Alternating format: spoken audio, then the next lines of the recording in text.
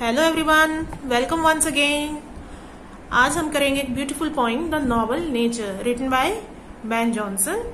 इस पोइम में कवि ने हमें बहुत अच्छी सीख दी है कि इंसान का जीवन कैसा होना चाहिए, ओक ट्री की तरह या एक लिली के फूल की तरह। एक छोटी सी पोइम है लेकिन इसका जो उद्देश्य है वो बहुत बड़ा है। चलो इसको पढ़ के देखते हैं। It is not growing like a tree in bulk doth make man better be, or standing long an oak 300 year to fall a log at last dry wild and sere।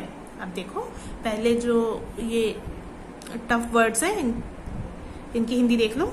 वर्ल्क means बहुत बड़े आकार में, थोक में, और doth हमारे old English में use किए जाने वाला वर्ड है और न्यू इंग्लिश में हम डज वर्ड को यूज करते हैं। ओक का ये ट्री है, ये देखो। लॉग जो ट्री के सूखने के बाद उसका तना बिल्कुल वेदर्ड हो जाता है, उस टाइम की सिचुएशन को लॉग बोला जाता है। बाल्ड पत्तों के रहित, सेयर मुरझाया हुआ। देखो अब इसको ट्रांसलेट करके देखते हैं। It is not growing like a tree in bulk doth make man better be. तो पोइट कहता है कि एक ट्री की तरह बहुत बड़े आकार में बड़ा हो जाने पर क्या इंसान का जीवन अच्छा हो सकता है। और स्टैंडिंग लॉन्ग एंड ऑक 300 ईयर्स, या जैसे जो ओक का ट्री है वो लंबे समय तक खड़ा रहता है, उसका जीवन लगभग 300 साल तक माना जाता है और अंत में वो एक सूख कर बिल्कुल पत्तों से विहीन होकर मुरझा के गिर जाता है। पोइट ने इस फर्स्ट स्टैंजा में ह्यूमन लाइफ को ओक के ट्री के साथ कंपेयर करके बताया है कि क्या इंसान अगर ज्यादा टाइम तक, लंबे समय तक जीवित रहता है तो क्या उसका जीवन अच्छा हो जाएगा। ऐसे तो ओक का ट्री भी 300 साल तक जीवित रहता है लेकिन अंत में वो मुरझा के, सूख के गिर जाता है। तो क्या इंसान का जीवन भी ऐसा होना चाहिए। एक तो ये कंपैरिजन हो गया। दूसरा देखते हैं। अब देखो, a lily of a day is fair and far in May, although it fall and died that night. It was a plant and flower of light. In small proportions we just beauty see, and in short measures life may perfect be।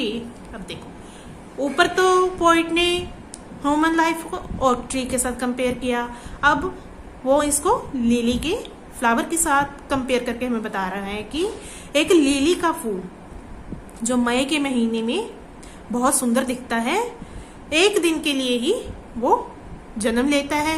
Although it fall and die that night, वो यद्यपि वो उसी रात को, die means मुरझा जाता है, गिर जाता है। It was a plant and flower of light. तो यह पौधा दिन का पौधा है।